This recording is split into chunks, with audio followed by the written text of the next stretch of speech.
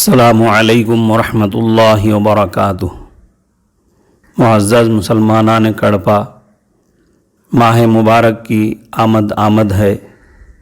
ابھی ایک ہفتے میں یہ ماہ مقدس شروع ہو جائے گا انشاءاللہ۔ رمضان المبارک جو اللہ تعالیٰ کی رحمتوں اور برکتوں سے بھرپور، اللہ کی عنایتوں اور بخششوں سے معمور ایک عظیم الشان مہینہ ہے۔ الحمدللہ ہم اس کے بالکل قریب پہنچ چکے ہیں۔ اس جنتی مہینے کی جو خاص نعمت ہے اور جو خاص عبادت ہے، روزہ، ماہ مبارک شروع ہونے سے پہلے ہمیں کچھ بنیادی باتیں اور اس کے شروع اور آخری وقت یعنی سحری اور افطاری کے وقت کی تفصیلات معلوم کر لینی چاہیے، جبھی جا کر ہم ٹھیک وقت کے مطابق سحری اور افطار کر کے روزے کی عبادت کا فرض صحیح انداز پر ادا کر سکتے ہیں۔ ہماری شریعت مطہرہ میں جس طرح نماز کے شروع اور ختم کے خاص اوقات متعین اور مقرر ہیں، اسی طرح روزے کا بھی شروع اور آخری وقت متعین اور مقرر ہے۔ شروع وقت صبح صادق ہے اور آخری وقت غروب آفتاب ہے۔ جب صبح صادق کا وقت ہو جائے تو روزہ شروع ہو جاتا ہے۔ اس کا مطلب یا تقاضا یہ ہے کہ روزہ رکھنے کا خواہش مند انسان مسلمان اس حال میں صبح صادق کرے کہ وہ کھانے پینے سے بالکل فارغ ہو چکا ہو اور اس کے کھانے پینے کا سلسلہ بند ہو چکا ہو۔ اگر صبح صادق کے بعد بھی کھانا پینا جاری رہا تو وہ روزہ نہیں ہے۔ جو لوگ صبح صادق کے بعد بھی کھانا پینا جاری رکھتے ہیں وہ اچھی طرح سمجھ لیں کہ ان کو دن بھر بھوکے پیاسے رہنے کی تکلیف کے سوا کچھ بھی نہیں ملتا۔ ان کے ذمے سے روزے ساقط نہیں ہوتے، روزوں کا فرض برابر ان کے ذمے باقی رہتا ہے۔ ایسی کوتاہی اور لاپرواہی صرف ہمارے شہر میں نہیں، ہمارے ملک میں نہیں، بلکہ پوری دنیا میں ہوتی ہے، کیونکہ کوئی بھی شہر ہو، ہر جگہ مسائل نہ جاننے والے زیادہ ہوتے ہیں۔ اس لیے خاص احتیاط کا لحاظ رکھتے ہوئے اور احتیاط میں بھی اعتدال کا پہلو پیش نظر رکھتے ہوئے اوقات سحری و افطار کا یہ نقشہ پیش کیا جا رہا ہے۔ اگر آپ یہ چاہتے ہوں کہ آپ کے روزوں کا فرض ادا ہو جائے اور روزوں کے وہ سارے فوائد اور فضائل آپ کو مل جائیں تو سحری اور افطار کرنے میں اس نقشے کے اور اس ٹائم ٹیبل کے مطابق عمل فرمائیں۔ آپ اچھی طرح جانتے ہیں کہ گھڑیوں کے اوقات میں 3-4 منٹ کا فرق ایک عام سی بات ہے۔ کم سے کم 2 آدمیوں کی گھڑیوں میں بھی ایک ٹائم نہیں ملتا، 2-3 منٹوں کا فرق ہوتا ہے۔ ایک ہی مسجد کی 2-3 گھڑیوں میں الگ الگ وقت ہوتا ہے۔ اس کا خاص مظاہرہ اس وقت ہوتا ہے جب شہر کی تقریباً ہر مسجد میں ظہر کی اذان 1 بجے ہوتی ہے، مگر ایک مسجد کی اذان ہو جانے کے بعد دوسری مسجد کی اذان شروع ہوتی ہے، اس کے بعد پھر کسی اور مسجد کی اذان ہوتی ہے، پھر 2 منٹ کے بعد کسی اور مسجد میں اذان ہوتی ہے۔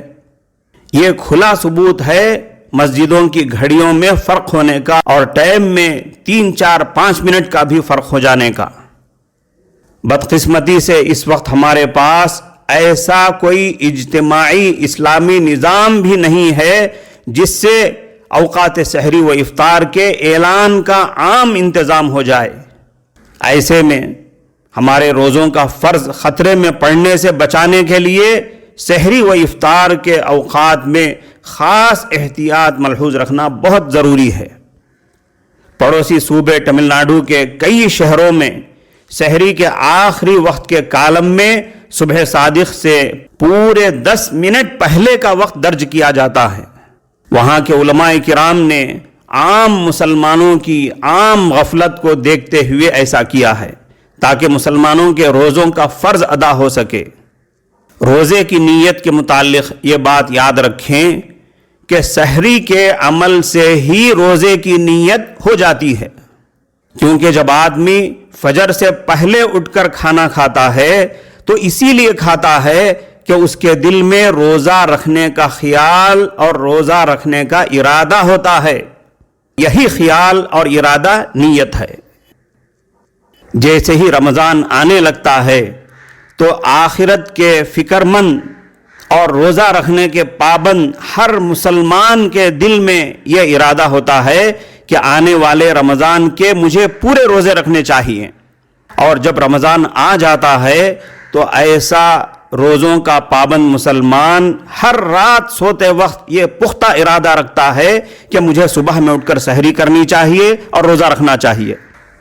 تو رات سے ہونے والا یہ ارادہ ہی نیت کے لیے کافی ہے۔ اگر ایسا پابند مسلمان سحری میں اٹھتا اور سحری کرتا تو سحری کے عمل سے ہی روزے کی نیت ہو جاتی، لیکن جب کسی وجہ سے سحری میں نہیں اٹھ سکا تو بھی روزہ رکھنے کی جو نیت اور اس کا جو ارادہ رات ہی سے بنا ہوا ہے اسی کو دل میں پختہ کر لینا چاہیے کہ آج اگرچہ میری سحری نہ ہو سکی پھر بھی میں آج روزہ رکھ لوں گا، بس اس نیت و ارادے سے روزہ صحیح ہو جائے گا۔ یہاں ایک مسئلہ یہ بھی ذہن نشین کر لینا چاہیے کہ سحری کرنا سنت ہے۔ اس کا تقاضا یا مطلب یہ ہے کہ کھانے کی خواہش یا کھانے کا تقاضا نہ ہونے کے باوجود سحری کے وقت میں کچھ نہ کچھ کھا لینا چاہیے۔ سحری کرنے سے روزے میں مدد بھی ملتی ہے اور ثواب بھی ملتا ہے۔ سحری سنت ہونے کا مطلب یہ نہیں ہے کہ سحری نہ کرنے کی صورت میں روزہ رکھنا ضروری نہیں ہے، روزہ چھوڑ دینے کی گنجائش ہے، یا سحری نہ کرنے سے روزہ نہیں ہوگا، ایسا نہیں ہے۔ اس لیے اگر کسی دن سحری نہ ہو سکی یا ایسے وقت میں نیند ٹوٹی کہ وقت بالکل تنگ ہو چکا تھا، وقت میں کافی گنجائش نہیں تھی، تو سحری کے بغیر بھی روزہ رکھنا ضروری ہے، روزہ رکھ لینا چاہیے، روزہ صحیح ہو جائے گا۔ جب ہمیں یہاں یہ بات معلوم ہو گئی کہ سحری کرنے سے ہی روزے کی نیت ہو جاتی ہے اور روزہ صحیح ہو جاتا ہے، تو پھر نیت کے لیے فجر سے پہلے یا فجر کے بعد کچھ کہنے اور پڑھنے کی ضرورت نہیں ہے، اور شریعت میں اس کا حکم بھی نہیں ہے۔ عام طور پر آپ حضرات رمضان کے کارڈوں میں دیکھتے ہیں کہ روزے کی نیت کے لیے کچھ خاص الفاظ لکھے ہوئے ہوتے ہیں۔ اللہم انی اصوم غدا لک فاغفر لی ما قدمت وما اخرت، یا اللہم بصوم غد نویت۔ یہ اور اس جیسی دوسری دعائیں اور دوسرے الفاظ جو روزے کی نیت کے نام سے مشہور ہیں، ایسی دعائیں کسی بھی صحیح حدیث سے ثابت نہیں ہیں۔ اور خاص بات یہ ہے کہ ایسی کئی موضوع دعاؤں میں ایسے الفاظ ہیں جس سے آئندہ کل کے روزے کی نیت کا معنی نکلتا ہے، لہٰذا ایسی موضوع دعاؤں سے پرہیز کریں۔ ابھی بتایا گیا کہ سحری کے عمل سے ہی روزے کی نیت ہو جاتی ہے۔ جو کسی وجہ سے سحری نہ کر سکیں وہ زوال سے پہلے پہلے روزہ رکھنے کا ارادہ پختہ کر لیں، جو شرعی نیت کے لیے اور روزہ صحیح ہونے کے لیے بہت کافی ہے۔ مساجد کے ذمہ دار حضرات سے گزارش ہے کہ وہ رمضان میں اس بات کا خاص اہتمام فرمائیں کہ جس طرح غیر رمضان میں فجر کی اذان دیر سے دی جاتی ہے، رمضان میں ایسا ہرگز نہ کریں۔ سحری کا وقت ختم ہونے کے ساتھ ساتھ فجر کی اذان دے دی جائے تاکہ عامۃ المسلمین کو پوری طرح یقین ہو جائے کہ اب صبح ہو چکی ہے اور اب سحری کرنے کی گنجائش ختم ہو چکی ہے۔ دعا فرمائیں کہ اللہ تعالی ہمیں آنے والے ماہ مبارک کی صحیح معنوں میں قدر کرنے کی اور اس کے لیے پہلے سے پوری تیاری کرنے کی توفیق عطا فرمائیں۔ صلی اللہ تعالی وسلم علی خیر خلقہ محمد وآلہ واصحابہ اجمعین۔ اب آگے جمعیت علماء کڑپا کے زیر اہتمام محکمہ شرعیہ اسلامیہ کڑپا کی جانب سے ماہ رمضان المبارک کے اوقات سحری و افطار کی تفصیلات کا نقشہ پیش کیا جا رہا ہے، جس کے اندر سحری کا آخری وقت اور افطار کا ابتدائی وقت، اس کے ساتھ ساتھ فجر کا وقت بھی درج کر دیا گیا ہے اور اشراق کا وقت بھی لکھ دیا گیا ہے۔